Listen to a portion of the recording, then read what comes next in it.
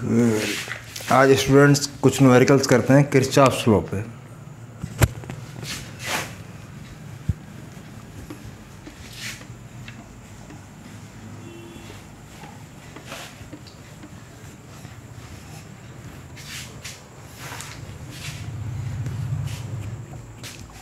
कुछ क्वेश्चंस करते हैं किरचॉफ्स लॉ पर, वो देख लीजिए आप।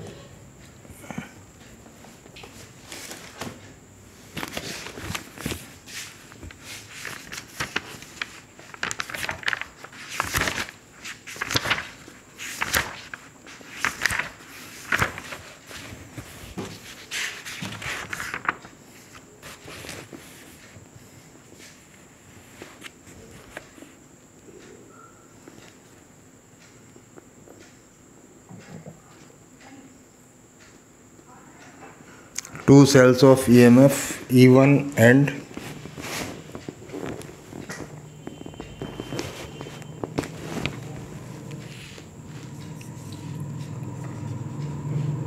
two cells of EMF E1 equal to 1.5 volt, E2 equal to 2 volt.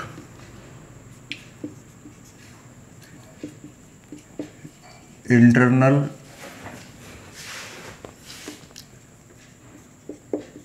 resistances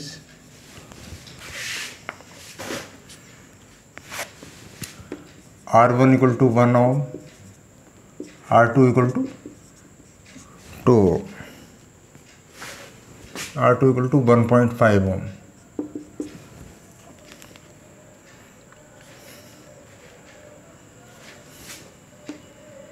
Respectively,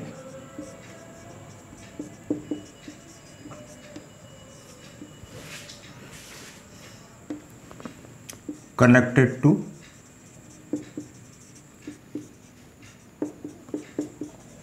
external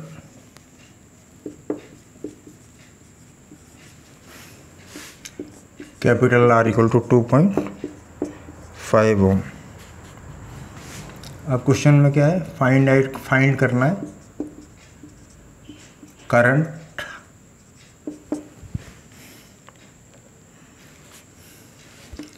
second है आपका पोटेंशियल डिफरेंस बिटवीन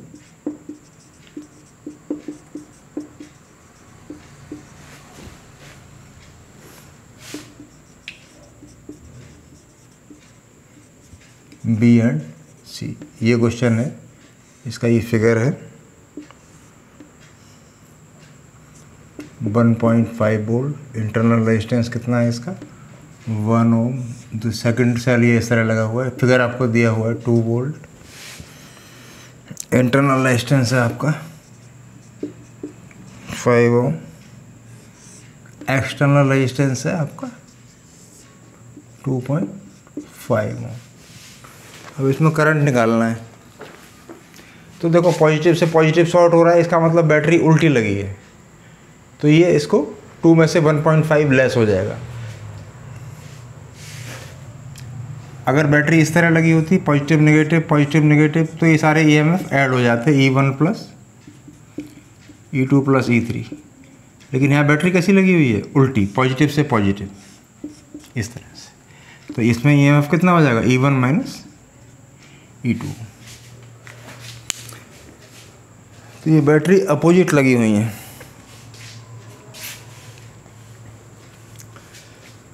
तो आपका करंट कितना हो जाएगा, करंट हो जाएगा आपका 2 माइनस 1.5 अपॉन टोटल रेजिस्टेंस कितना आएगा 1 प्लस 1.5 प्लस 2.5।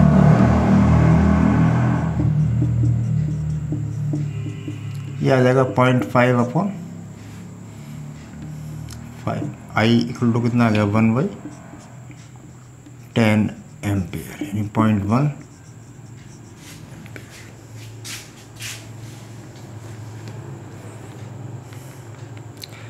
अब पूछ रहा था potential difference between B and सी।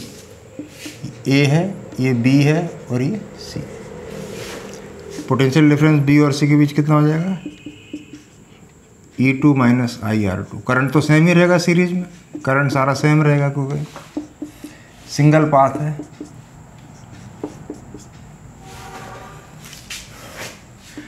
तो BVC इक्वल टू हो जाएगा आपका E2 कितना है 2, I कितना है 1/10, R2 कितना है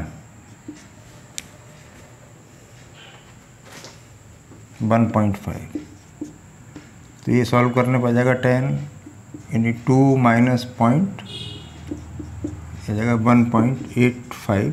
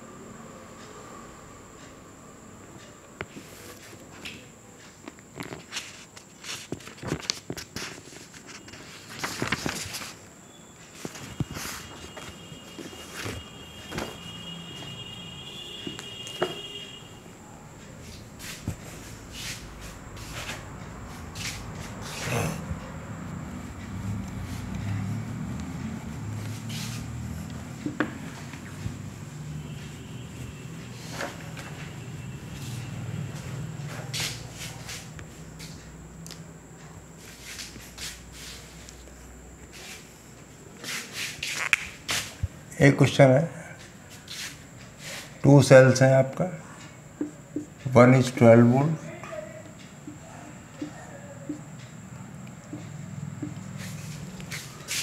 टू सेल्स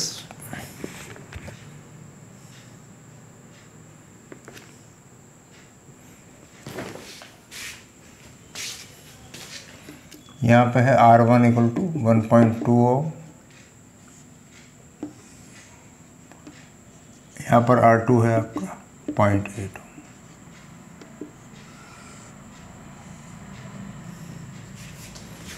अब क्या पूछ रहा है आपसे,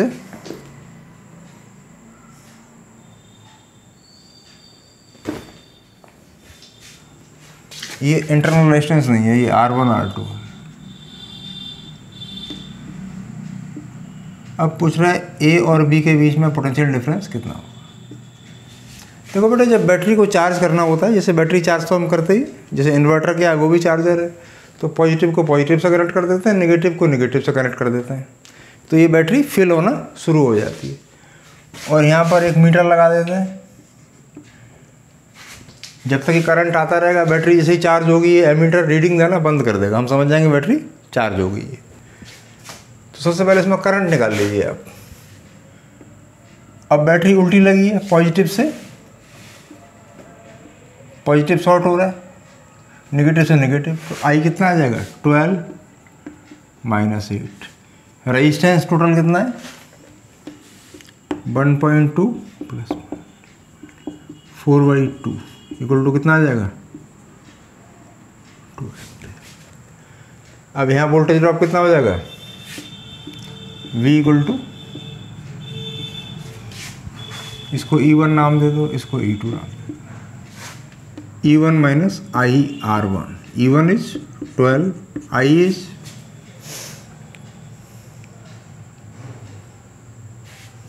2, R is 1.2, 12 minus 2.4 equal to कितना हो जाएगा 9.6 वोल्ट।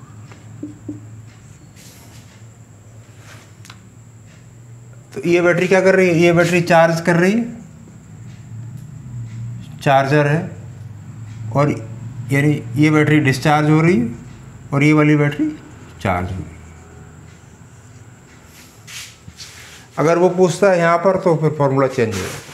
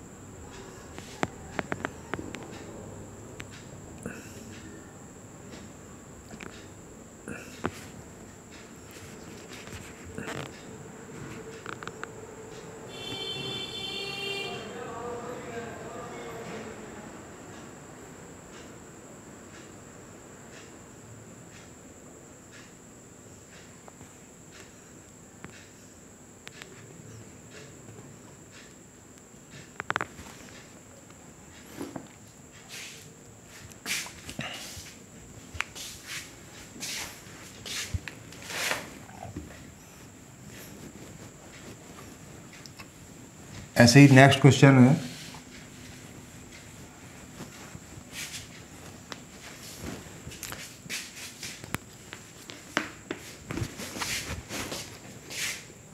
फिगर दिया हुआ है,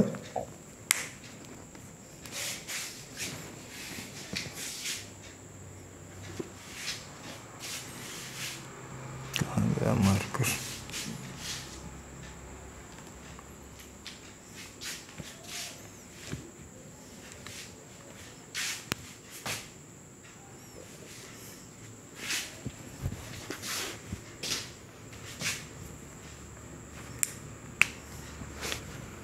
एक बैटरी है, इसका ये कितना है 10 वोल्ट, यहाँ से करंट I1 आ रहा है, इसका इंटरनल रेजिस्टेंस कितना है 3 ओम। फिर दूसरा में I2 करंट आ रहा है, इंटरनल रेजिस्टेंस कितना है आपका 2 ओम। ये 10 वोल्ट है, ये 12 वोल्ट है।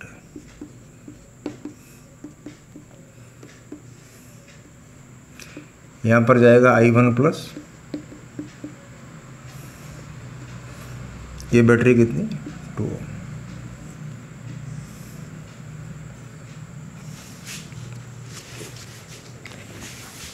अब वो पूछ रहा है व्हाट इज़ द करंट। तो ऐसे क्वेश्चन को सॉल्व करने से पहले किरचॉफ्स लॉ शुरू हो गया मैन। आप इसके अंदर एक ऐसे क्लॉकवाइज एरो बना लो। अब एरो के हिसाब से चलते जाओ। मैंने आपको लिखवाया था साइन कन्वेंशन में, यहाँ पर कहाँ जा रहे हैं +2 -10। करंट आपका इधर आ रहा है, एरो इधर जा रहा है, तो +3I1। अब इधर आओ, I2 किधर जा रहा है, इस डायरेक्शन में दोनों सेम है, तो -2I2। सेल में -2 प्लस जा रहे हैं, तो +12 = 0। 3I1 -2I2 = कितना हो जाएगा, 12 में से 10 किया तो 2 = -2। एक इक्वेशन बन गया। अब इस वाले में देख लो, फिर आप क्लॉकवाइज एरो बनाओ।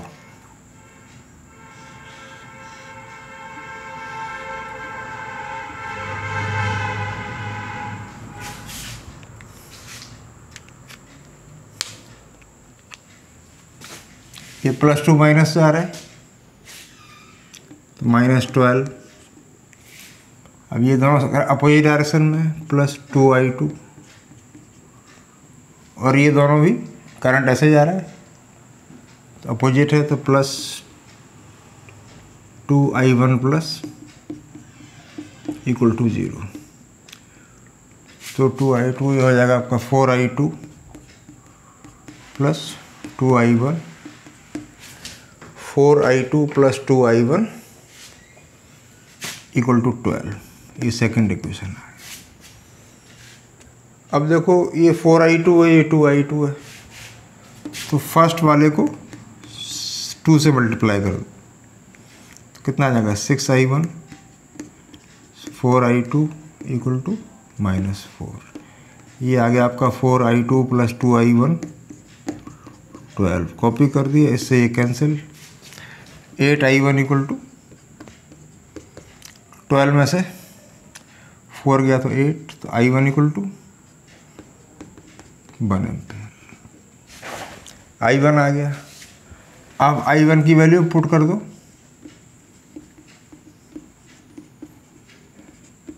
Value of I1 in first equation में डाल दो। फर्स्ट इक्वेशन क्या कह रहा है, 4i1 plus 4i2 plus 2i1 equal to, चलो सेकंड में डाल दी। सेकंड इक्वेशन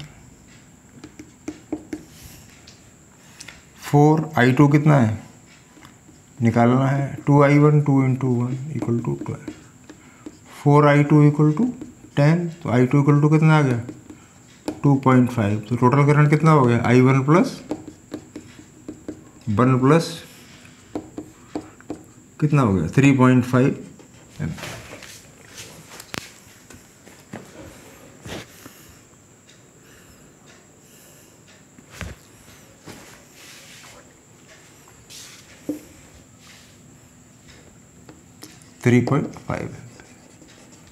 अब यहाँ वोल्टेज ड्रॉप कितना हो गया V equal to IR,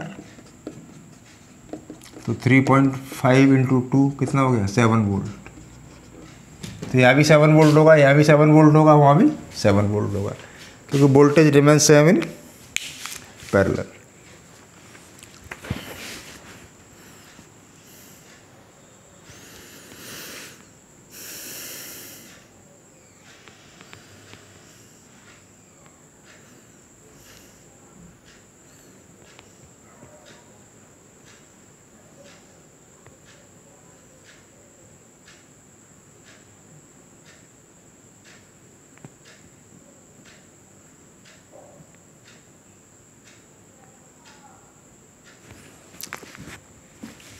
next question almost same है, लेकिन इसमें फिगर गिवन नहीं है, फिगर आपको डाटा देख के बनाना है। तो उसके लिए आप क्या करेंगे,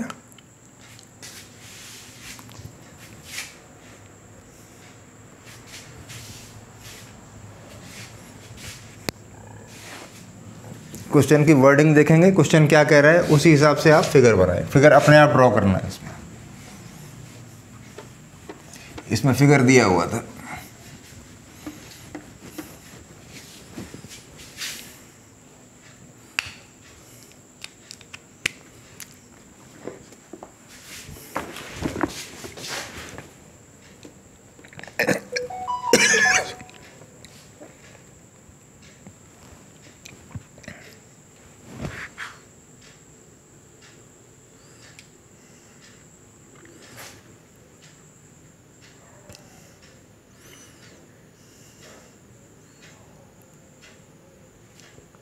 सर्किट डायग्राम इसमें भी दिया हुआ है। ये आपका है E1 इक्वल टू है 4 वोल्ट,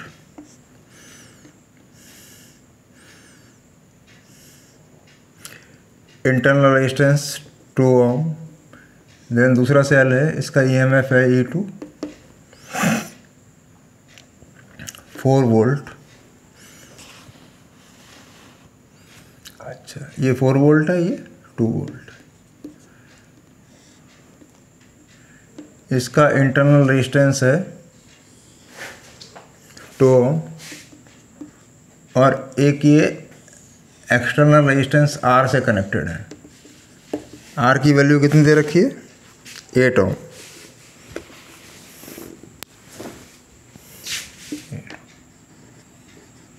अब यहाँ से करंट निकलेगा I1 और यहाँ से निकलेगा I2। यहाँ पर हो जाएगा I1 plus I1 plus I2 यहाँ आएगा, I2 इधर निकल जाएगा, I1 यहाँ पर आ जाएगा। अब इसके लिए मैंने बताया था कुछ भी नहीं करना है आपको, इसके नाम रख दो ABCDEF।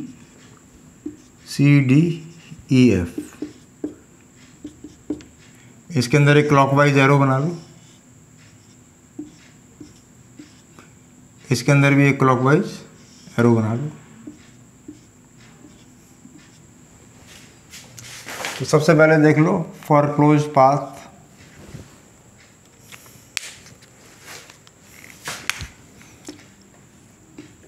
For close path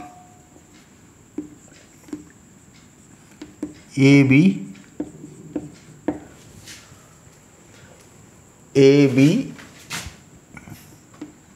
A B C D A, ये सेल में कहाँ जा रहे हैं, -2 प्लस, तो +4।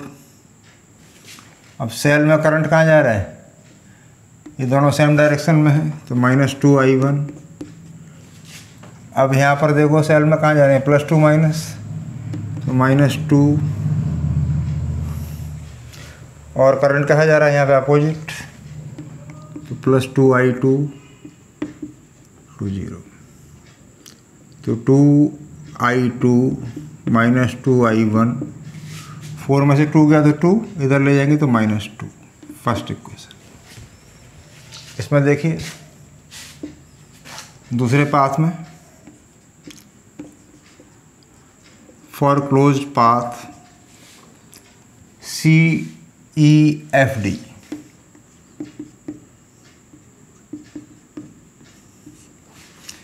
ऐसे जा रहे हैं, करंट कहाँ जा रहा है, -2, प्लस जा रहा है एरो, तो +2, ये दोनों कैसे जा रहे हैं, सेम डायरेक्शन में, तो -8I1 + I2,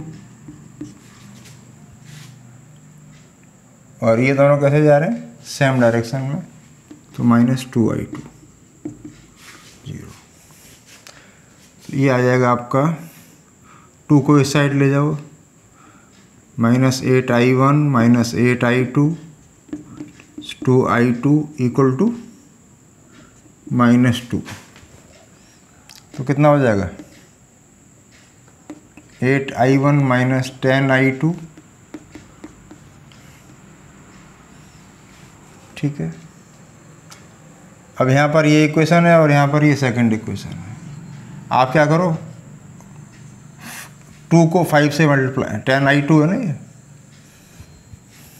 8I1, इसको आप 4 से मल्टीप्लाई कर दो, फर्स्ट वाले को 4 से, फर्स्ट वाले को 4 से मल्टीप्लाई करेंगे तो क्या आ जाएगा, 4I2, 4 to the 8I2 -8I1, 2 8 the 16।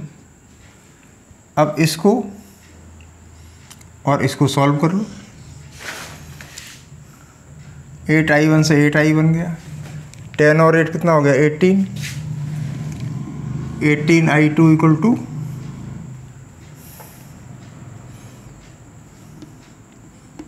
-16 और -2 -18, तो I2 निकल जाएगा इससे।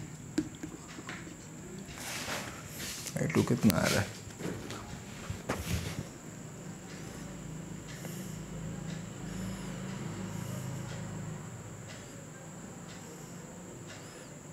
(2/3) आ रहा है, 2I1 + 4, ठीक है, -2I1 + 2, -2 हो गया, और ये माइनस +2I2, तो 2I2 - 2I1 =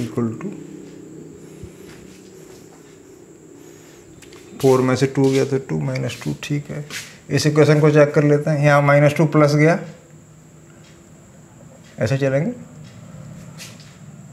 तो +2। अब ये करंट और ये सेम डायरेक्शन में है, तो -8I1 + I2, यहाँ पर -2I2, तो -8I1 - 8I2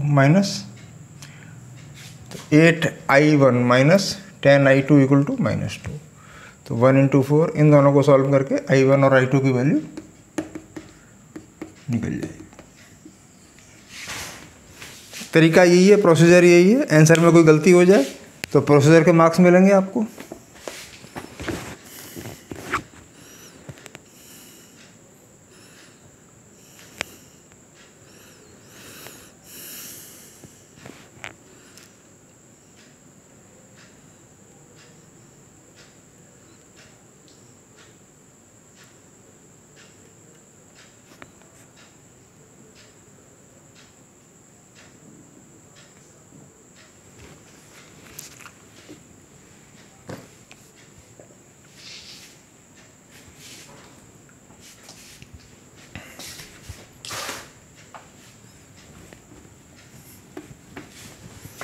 next question same है, यहाँ पर डबल सेल्स लगे हुए, एक आपका है 27 वोल्ट,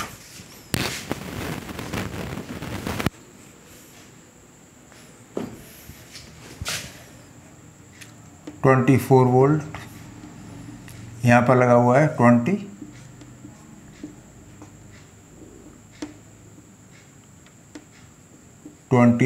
वोल्ट, और यहाँ पर इंटरनल रेजिस्टेंसेस कितने कितने 2 और 6, यहाँ पर 2 ओम है, यहाँ पर 6 ओम है, और एक्सटर्नल रेजिस्टेंस लगा हुआ है इससे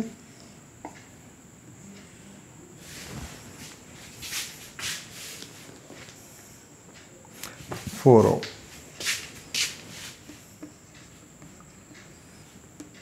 अब यहाँ से I1 जाएगा, यहाँ से I2, यहाँ पर हो जाएगा I1 plus I2, I1 plus I2। अब आपका यहाँ पर I2 निकल जाएगा, यहाँ पर I1 निकल जाएगा। अब इसमें I1 I2 सबकी वैल्यू निकालनी है। कैलकुलेशन को मेरे भी आप चेक कर लिया करो, कभी मैं भी जल्दबाजी में कोई मिस्टेक कर जाता हूँ।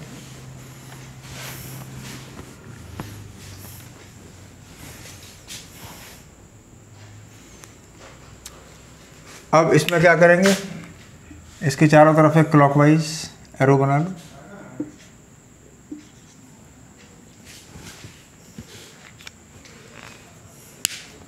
चलो क्लॉकवाइज +2 माइनस जा रहे हैं तो -24, ये कैसे जा रहे हैं अपोजिट, तो वोल्टेज ड्रॉप कितना होगा 2I1। यहाँ एक ये दोनों एरो कैसे जा रहे हैं सेम डायरेक्शन में, तो -6I2। सेल में कहाँ जा रहे हैं -2 प्लस, तो +27 = 0, तो 2I1 -6I2, 27 में से 24 क्या बचा 3, इधर ले जाएंगे तो -3, ये फर्स्ट इक्वेशन आ जाएगा। अब ऐसे ही इसके चारों तरफ एक एरो बना लो क्लॉकवाइज।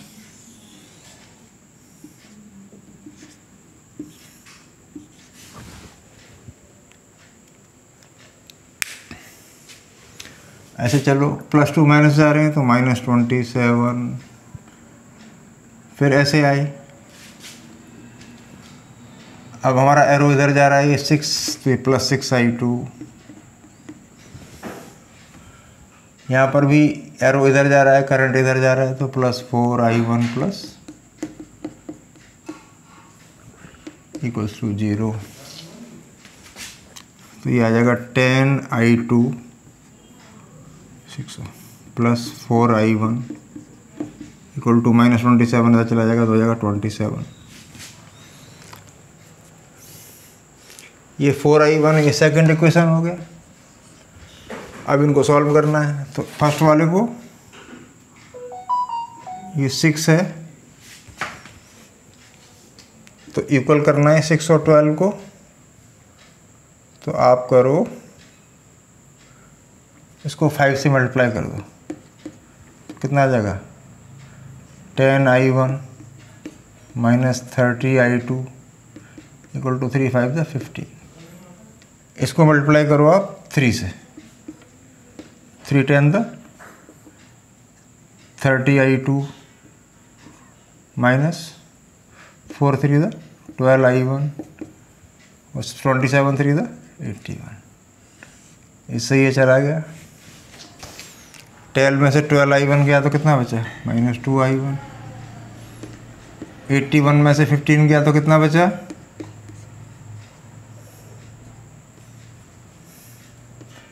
76। तो I1 = कितना आ जाएगा -1/।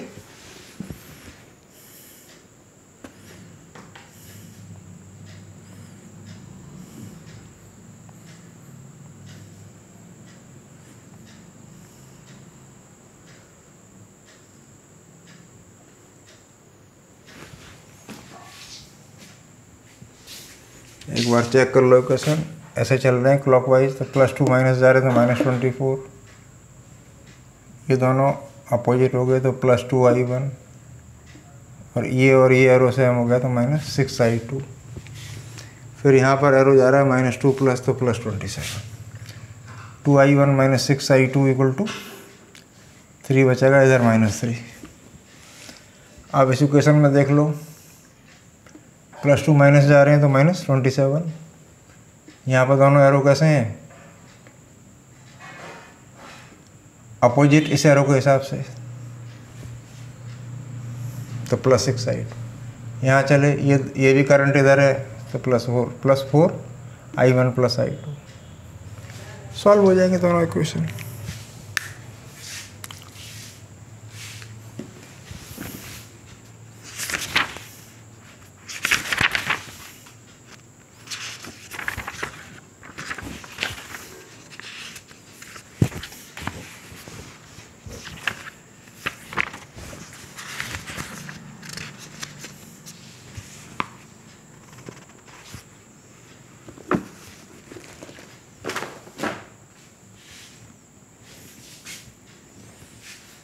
क्वेश्चन करते रहें, केवल प्रोसीजर में बिलीव करना है कि करना कैसे है।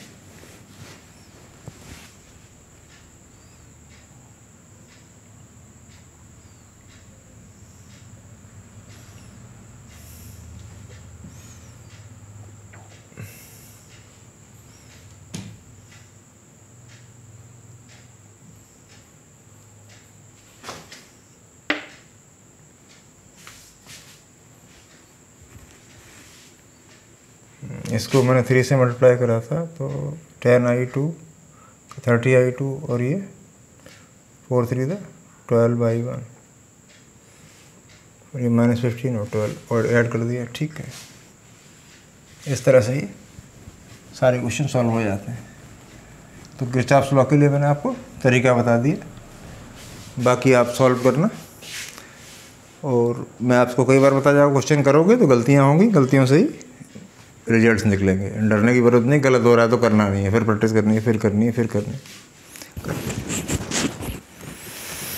आज के लिए इतना ही, नेक्स्ट क्लास में व्हीटस्टोन ब्रिज के क्वेश्चन करेंगे।